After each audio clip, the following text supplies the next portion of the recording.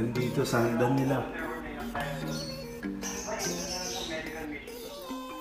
Ito, Judsi din to. Ah, Judsi din po. Oo, kinuha ko kay, kay Alan Lu. Linya rin ni Judsi. Ah. So, pang-infuse din to. So, bali ano pong bloodline niya, idol? Vandenbroek din. Vandenbroek din. May rikis ako sa Vandenbroek. Oh. So, well, ano po talaga sila dito sa Pilipinas, ano, idol? Tsaka Vandenbroek talaga ang ano ko. Ang Pinaka-foundation ko na gustong pamilya na nabubuo ko. ayun. Ayan, Vandenbroek. Grabe, ang ganda. So, bali ano yan, idol? Nagamit nyo na rin po? Ngayon pa lang. Ngayon pa lang pa may lang. lilipad yung anak. Ayun. Galing pa lang sa ano to eh. Ah, kakatapos lang ng breeding. Oo. Pang North, meron ako lilipad. Grabe, ang ganda. May kakaalaman pa. Black check, white light naman po na Pinapabilis version. ko pa lang eh. Ito si Kuya Edison Jimenez naglipad nito. Ah, okay. First overall, young bird, champion ng Tacloban.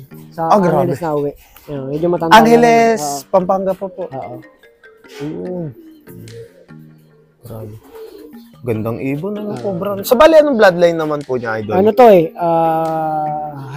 ibo ni Jaime Chuato na may work Red Mariano. Ah, Hindi matanda na rin. grabe, ang gandang Anong year to? 2012. 2012, ano, idol? May mga katandaan na. Tacloban winner to eh. Grabe, ang husay niya ibon. Boot. Lagyan natin ng ano. Leukosin. Ito yung ano. Ang sabi sa akin ni Kuya Edison, binigay ni Rezo sa kanya, imported na Florison. Ah, grabe, ang ganda. Tapos dinala niya kay Kuya Jojo. Kay Kuya Jojo Manalad. Ngayon, pinahawak sa akin ni Kuya Jojo. Ayun. So, So, napansin, Florison imported. grabe, ang gandang ibon. So, napansin ko nga yung ring niya, BE, no, idol? Rezo. Rezo to eh. Binigay daw sa kanya ni Rezo to. Gandang ibon. So, bali, idol, nagamit niyo na rin po. Oh, yung anak niyan, apo na to ng ano, mga winner. Ah, nag-produce na rin po. Ay, apo niya na yung mga winner. Produce yung mga anak nito. Ito yung anak niya. Grabe, ang gandang ibon.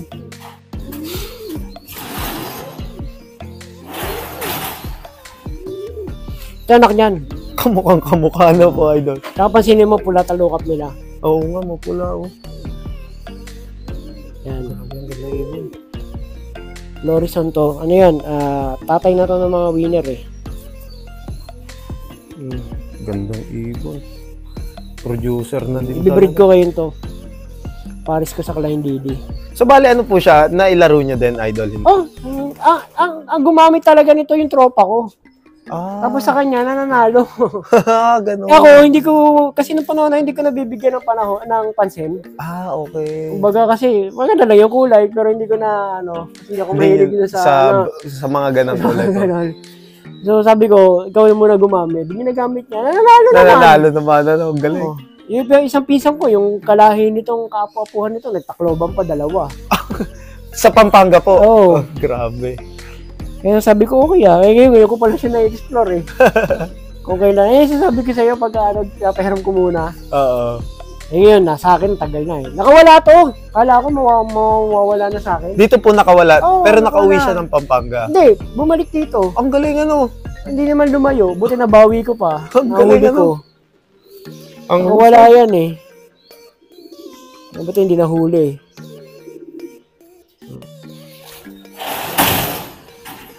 Ito yung original line pa namin. Anak pa to nung masili na nakuha namin kay Jong. ang laki niya. So, bali apo pa to ni Lolo, apo ni Lolo Masili to. Ano, lumasili. Apo yan. Ang ganda, grabe. Laki na ng borgan-borgan na po, idol. So, bali, isa din po siya sa mine-maintain nyo talagang lahi, Yan, idol. linya. Magagaling na linya nito eh. Yan. Kote. Pag gusto ko magpalabas ng pure white, ito lang. Ayan lang po, ano po. Ah, Grabe, gandang ibon. pure white. Masili white, ano po. Yung karamihan dyan, idol, ano na rin po talaga, pamilya na rin po nila. Oo, pamilya na lang din. Pamilya na So yan, minentain ko na lang yan. Sinelection ko na talaga. Tapos Ayun. nagdagdag na lang ako ng konti. Ayun. Yan. So, bali Siguro, ngayon- sabi ko nga, baka sapat na yun eh. Baka okay na yun. Tapos, Talaga. sa bali kayo, Ewan idol. ko, hindi mo masasabi pa. Magkakalapati ka. Apo. pagka nangati yung kamay mo, yung ano mo, talagang bibili ka eh. Totoo po, totoo. Ewan ko, hindi ayoko magsalita ng tapos, sasabihin mo, okay na ako dyan, hindi na ako bibili. Ganyan din sinabi ko nung nakaraan eh. Pero bumibili pa rin po. Bumibili pa rin ako, kahit pa paano eh. Pasundot-sundot, bibili ako eh. Pa isa-isa po. Oo, basta pag nakakurso sa nadahan ko eh. Opo. Kumbaga, tapos na ako dun sa talagang trigger happy ako dun sa pagbibili eh. Opo. Tapos na ako dun eh. Pero pagka paisa-isa na kurso na dahan ko, bibili ako. Opo, yun lang po. Ganun eh. So, bali, konting kasiyahan na lang po. Oo, idol. kumbaga parang pag pumitik yung ano mo, kiniliti ka. Ayun na. Bibili ka ng konti. So, bali, idol, may bibigay po ba kayong tips para sa breeding and flying sa racing para sa mga ka-newbie? Sa breeding, kasi ganito yan eh. Dapat sa breeding, dun pa lang umpisa mo na eh. Actually, hindi dun sa pagpaparis eh. Opo. Dun sa bago mo pa lang ipares, umpisahan mo na dun. Ayun. Ibig ko sabihin, bago mo ipagpares yung dalawang ibon, kailangan kondisyon na ibigay mo na lahat. Bigyan mo na ng vitamins, ang calcium, nadiwan mo na, napaliguan mo na. Opo. Kumbaga na-cleansing mo na. Doon pa lang, umpisa yon. Opo. Tapos, tsaka mo sila pagparisen. So, regularly, nagbibigay ako ng pag pinagpares ko, nagbibigay ako ng egg booster. Kung ano man yung available. Yung binibigay ko, egg booster, calcium, vitamin. So, yan lang naman para sa sa mga Breeders po. Sa breeders Suporta na pinagpares po. ko. Pag may inakay na, yun yung critical doon, yung inakay. Crucial lang po. Kailangan, doon pa lang, mabantayan mo na, maganda na yung bibigay mo sa mga inakay mo. Bigay mo na lahat. Ako kasi, ang guidelines ko, vitamins ako lagi, naka-vitamins na yan, para Okay dire-diretso yung bigay ko. Opo. Tapos, nagbibigay ako ng mga supplements pang inakay, B-complex, yan. Ayun. Meron ako calcium. Madalas ang gamit ko puro liquid eh. Liquid na calcium, liquid na B-complex, ganun ang ginagamit ko. So bali ano po yun? Para Halo mabilis, na halo ko sa tubig. Ayun, tubig na. Kasi pagka patuka ng breeder, hindi naman agad nila nauubos lahat. Opo. So, ang ginagawa ko sa tubig, at least sa tubig matakaw sila. Opo. Na isusubo. Lalo pag mainit, talagang iinumin at iinumin nila. Ayun. So, ganun ang ginagawa ko.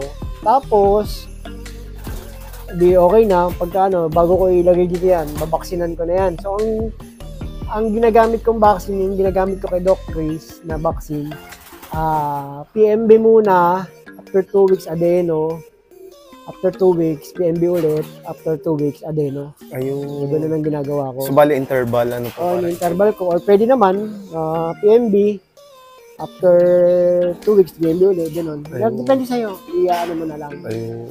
Tapos, sa flyer naman, since bata pa sila, ang gagawin ko dyan, muna ako, high protein feeds muna ako. Ayun. So, ang ginagamit ko, breeder mix, lalagyan ko nung high protein pellet. Ayun. So, siguro mga 10%. Ganun muna bibigay ko, mga 10% ng pellet. Opo. So, yun lang muna. Tapos, vitamins, calcium. Nagamit din ng charcoal, yung chelated, yung human grade na chelated charcoal, yung powder. Opo. So, yun, binibigyan ko sila nun para sa digestion. Opo. Tapos, probiotics. Tapos, yan, makikita mo may oregano ako. Ayun. So, ginagamitan ko yan once a week or twice a week. Opo. Oregano na yung formula ko ng oregano. So, yun. Para healthy yung ibon. Kasi pag nagtag-ulan, yan ang magiging Isipunin po. magiging issue mo yung tag-ulan. Yung araw, walang problema. Sa tag-ulan ako, magiging dyan, bantayin na yan pag tag-ulan. Kasi nandiyan na yung mga sakit. So, by that time, medyo dapat nakaprepare na yung mga ibon mo. Pag dumating yung tag-ulan, kailangan, na sila. Mahahanda nyo na agad. Mahanda na yung ibon. Ayun. Supplier, yun lang muna. High protein. Pag derby na, bago mag-derby, kasi siguro mga bago sumapit yung first training, nagke-cleansing na ako niyan. Vaccine ulit, tapos cleansing. So, ibubooster ko ulit ng vaccine yan. Tapos cleansing naman. Tapos training na sila. Palit na ako nung patuka nun. So, ang patuka ko ay, since mahirap magtimpla, lalo sa mga newbie, siguro wala pa sila idea kasi mahirap ang source ng ng hiwa-hiwalay na seeds. Opo. So mahirap 'yan eh. Kaya ang ginagawa ko, kung ano na available sa market, hindi na ako magpapakapagod na kung saan pupunta. Magpapamix ano po. Oo, kasi wala dito sa amin eh. Oo. Actually wala dito. Ang pinaka malapit ko na nabibilhan ng seeds si Alan Barcon eh. Opo. Kung kilala mo si Alan Barcon, so yun siya na yung pinakamalapit ko na sa Dasma pa yun. Dasma pa. Kailangan naman mag-Manila pa ako. So Opo. kung available ko, kung ginagawa ko na lang, plier, sap, at saka barley. Yun na lang. So yung barley, talagang sinusource out ko yun. Ayun. Kasi wala available dito sa amin noon, sa Opo. Muntinlupa. So kung bibili namin yun, ako bumibili ako kay Alan. Okay, Si sir. Alan Barcon, yung barley. Opo. Yung masasuggest ko din yung patokan ni Kuya Toto, ni Florante Bunag. Yung Maganda sapla. rin yun. Opo. Kasi ginamit namin yun. Magaang ibon. Mas maganda, Opo. Nga lang, talagang hahanapin mo yung mga seeds na available. Kasi yun eh. Barley, Saf. sorghum, sap. Basta mga ganun, Opo. hahanapin mo yun. So, kung meron kang makita na malapit, maganda yun ang gamitin mo. Ayun. So, yun. Maganda yung kay Kuya Toto na mix. So, yan ang ko. Tapos sa Derby naman, very basic lang naman eh. B-complex, B12. Ayun. Kung may B12 ako, minsan din ako nag-B-complex. So, yun na yun. Mga victory. Ang Victory mga sasuggest ko para sa mga newbie, victory. Ayun. Kaya kausapin niyo si Kuya Manny. Hingihan niyo ng program. May program yun. Opo. Bibigyan ka ng program noon. Complete set na yun. Sundin mo na lang. The best na yun. Kumbaga, you cannot gorong na doon sa program. Yun na rin po Yun na yun. Opo. Bibilin mo na lang lahat yun. Opo. Huwag ka na mag-insert, huwag ka na yun na yun. Nandun na lahat. Kasi, unang-una, champion si Kuya Manny. Alam naman niya alam niya naman yung paano niya gagamitin yun. Tsaka pinag-aralan niya yun. Opo. Makita mo naman yung tao na yun, talagang nag-aaral Opo, yan. totoo.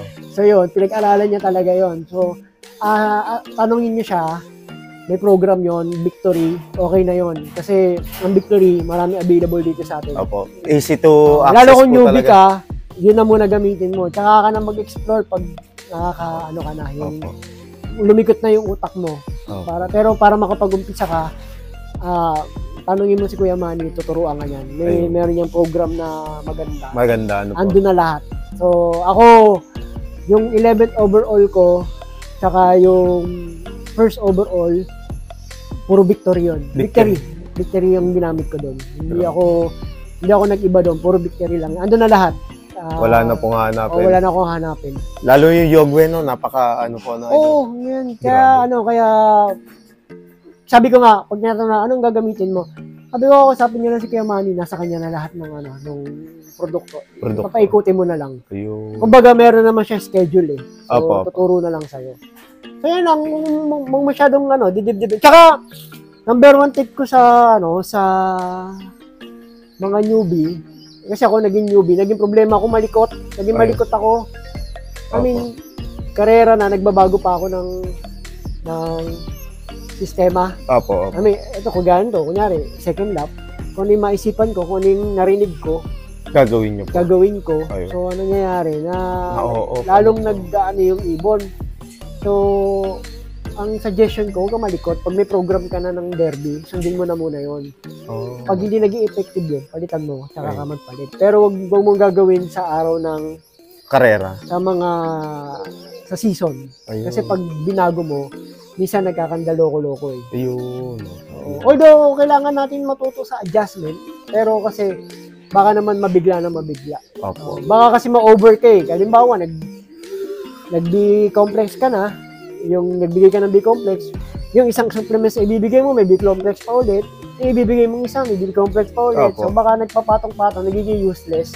Nahihina, O na kumbaga, parang nasasayang, Opo. nagiging magastos, nasasayang. So, kung may program ka na, may nakuha ka na program, gawin mo na muna.